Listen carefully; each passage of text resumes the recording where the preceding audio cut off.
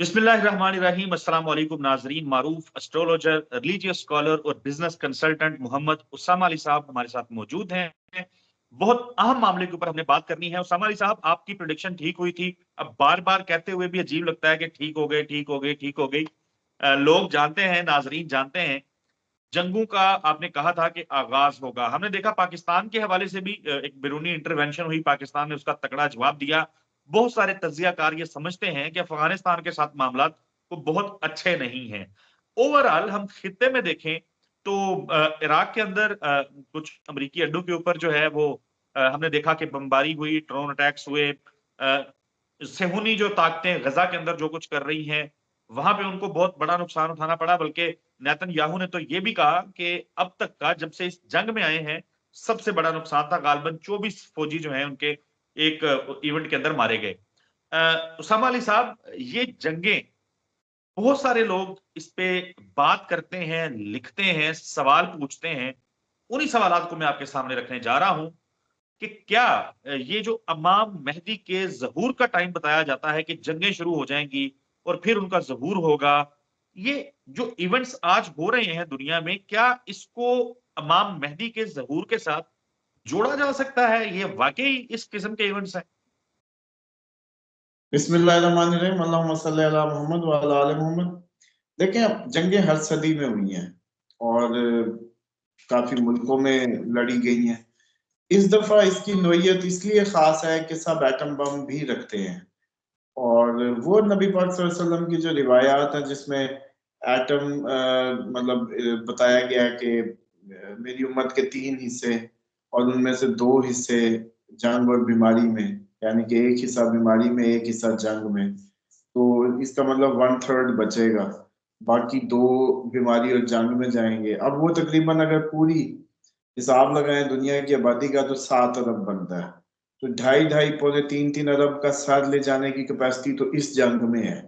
जितने मुल्क इन्वॉल्व हो रहे हैं इसमें और जितनी की सूरत हाल डेवलप हो रही है, और सिर्फ एटम बम में 2.5 अरब का सर लेके जा सकता है। और फिर उसकी मौत के नतीजे में तो बीमारी से 2.5 अरब जाएगा। ठीक है जी। अब आ जाए कि अगर ये सीन समझ लें तो फिर एक रिवायत जिसमें बयान फरमाया गया है कि मशरिक की सिमत से एक चीख सुनोगे और एक जोरदार चीख होगी और एक तेज रोशनी होगी। उसके बाद 11 माह का राशन लेके घरों में छुप जाना। इसका मतलब है एटमी ताबकारी से जैसे बचाने की बात हो। ऐसा ही लगता है कि इतनी चीख जो अरब में सुनाई देगी, क्योंकि रिवायत बयान उधर हो रही है। तो इसका मतलब है ये उनका मशरिक जो है हम ही बनते हैं। और हम सारे इस वक्त पूरा खिता जंग पे, और अमेरिका आपको पता है कि उस्ताद है एटम चलाने में, आज तक का जो उसका ट्रैक रिकॉर्ड है। तो इधर देखें, इंडिया, पाकिस्तान, चाइना, साथ ईरान। तो ये ईरान भी हो सकता है एटमी हमले की जद में आने वाला मुल्क। हम भी हो सकते हैं, अफगानिस्तान भी हो सकता है, एक दूसरे को भी मार सकते हैं। तो इस तरह की सूरत हाल और मशरिक, तो जरा इसको कोरिलेट तो करें तो लगता है जैसे यही टाइम हो। क्योंकि जंगे, और दूसरा इमाम मेहदी अलैहिस्सलाम के ज़हूर के मुतालिक जो है कि जी जंगे ही जंगे होंगी। आप तो अमन के लिए आएंगे, डिफाइन करने आएंगे हक और बातिल की साइड जो है। और इमाम का बेसिकली मतलब भी जो लुगत में होता है ना, अपने जैसे वो दीवार को बड़े सीधा करने वाला, जिस पर रख के आप अपनी दीवार सीधी करते हैं मिस्त्री। तो वो जो दस्ता होता है, जैसे वो कहते हैं ना, उसे जैसे सीध करते हैं, उसको कहते हैं इमाम। जिसको देख के आप अपना पैमाना ठीक करेंगे, अपनी अलाइनमेंट करेंगे दीन की, तो मतलब अपना किबला दुरुस्त करेंगे। तो ये बेसिकली कॉन्सेप्ट है इमामत का। और जिसको देख के आप, इसीलिए वो रिवायात आपने सुनी होगी कि जी हर कोई अपने इमाम के साथ उठाया जाएगा। तो वो यही लॉजिक है, क्योंकि आपने दीन जिससे लेके अपना सीधा किया है, तो जाहिर बात है आप तो उसी ब्रांड के हो गए ना। क्योंकि आपने का पैमाना वो बन गया। वो टेढ़ा सांचा था तो टेढ़े हो गए, सीधा सांचा था तो आप सीधे हो गए। तो इसलिए आप अपने इमाम के साथ क्यामत वाले दिन उठाए जाएंगे। जो जिसको भी इमाम मानता होगा, यानी कि जिससे उसने दीन अपना देख के सीधा किया होगा, जिससे भी लेके दीन को सीध की होगी। तो ये बेसिक कॉन्सेप्ट है। उसके बाद एक और रिवायत है जिसमें मौला अली ने फरमाया था कि हिंद और सिंध में मैं अपनी करामात दिखाऊंगा सबसे ज्यादा।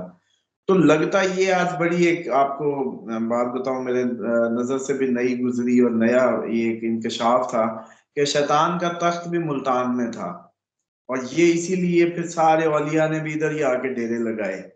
और ये वो एरिया है कि अगर देखा जाए तो फिर सिर्फ पूरी दुनिया में आपकी ही फौज है जो निशाने हैदर रखती है, इसके अलावा किसी और के लिए अली का नाम का यानी कि बहादुरी का एजाज ना ईरान ना इराक दुनिया के किसी मुल्क के पास नहीं है, ये सिर्फ आपकी फौज है। नहीं, और मुझे आप मुझे देखें, देखें, मैं एक तो मैं मुल्तान अगर ये कहूँ ना कि मतलब जानने वाले वहां पे हैं तो ये गलत बात है। मतलब मेरे करीब तरीन जो बड़ा शहर है वो मुल्तान है, तो मैं ज़ाहिर है मुल्तान को हम रिप्रेजेंट करते हैं। आपने कैसी बात कर दी है कि मुल्तान में शैतान का तख्त था? कैसे भाई, ये कहाँ से पता चला आपको? देखिए ये पुरानी तारीख है, मतलब किसी ने उसको उस पे काम किया और उसने इस पे बड़ी डॉक्यूमेंट्री बनाई है। बल्कि कहेंगे तो नेक्स्ट किसी प्रोग्राम में उस डॉक्यूमेंट्री का लिंक लेके दे देंगे नीचे नाजरीन के लिए। तो वो देखें, इसमें मुझे वजन इस तरीके से लगता है कि मुल्तान जो है सूरज अच्छा चमकता है यहाँ, और सूरज जहाँ चमकता हो वहां इनको अच्छी फ्यूल मिलता है, लाइट इनका फ्यूल है, सूरज की रोशनी इनकी ताकत है, ये जिन्नात की। और इसी तरीके से जितने औलिया थे उन्होंने डेरा भी इधर ही लगाया मुल्तान में।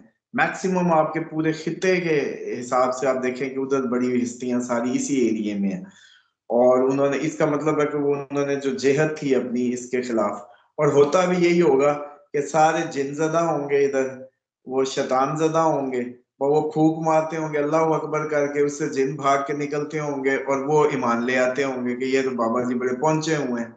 तो बाबुओं का काम इधर बहुत अच्छा चला होगा, क्योंकि यहाँ हेडक्वार्टर लगे हुए थे जिन्नात के, हर माँ हर बच्चा, बल्कि मुझे लगता है इस एरिया में अब मुझे ये भी लग रहा है कि इधर मियाँ बीवी के मामला सबसे ज्यादा खराब एरिया भी यही होगा। और सबसे ज्यादा जो फैमिली इश्यूज होंगे या हेल्थ इश्यूज होंगे या मियाँ बीवी में हारमोनियस रिलेशन ना होना, वो फिर मुझे लगता है Multan top of the list होगा अगर इस एंगल से कभी हम सर्वे करें। बल्कि अगर नाजरीन देख रहे हैं तो इस सर्वे में हेल्प आउट करें, तो बताएं अपनी अपनी मैरिड लाइफ कम से कम, के शैतान जाहिर बात है अगर उसका तख्त इधर था तो वो सबसे ज्यादा मियाँ बीवी में झगड़ा कराता है, तो उस सेंस में मुल्तान में बहुत कम होगा कि कोई घर खुशबाश हो मियाँ बीवी के मामला या इस तरीके से।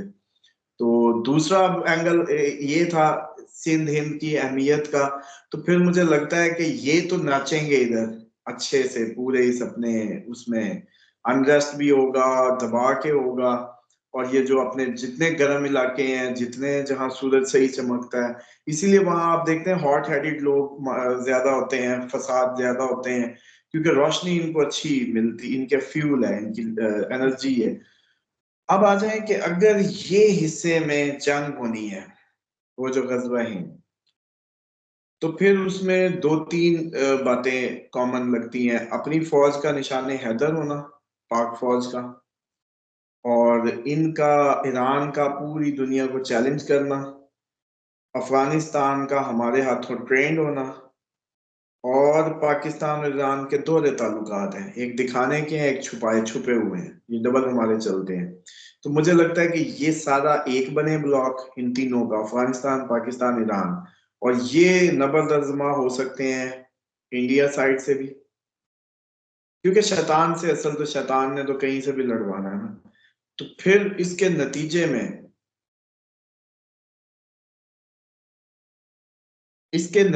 में मतलब ये जो इसके नतीजे में हम इंडिया से बसरे पैकार हो सकते हैं, और एक बहुत बड़ा ब्लड शेड। लेकिन वो मुझे लगता है कि वो फिर ये भी पॉसिबिलिटी है कि वो एरिया जो है वो यूं बने कि वो जो हमने चीख और वो सुना वो एटम बम की हो, और फिर इधर वालों को कहा हो कि भाई तुम लोगों ने घरों में छुप जाना ताकि ताबकारी के असरात ना आए। इसका मतलब बड़ा करीब लगेगा ये कि घरों से 11 माह का राशन लेके जो छुपने की बात है।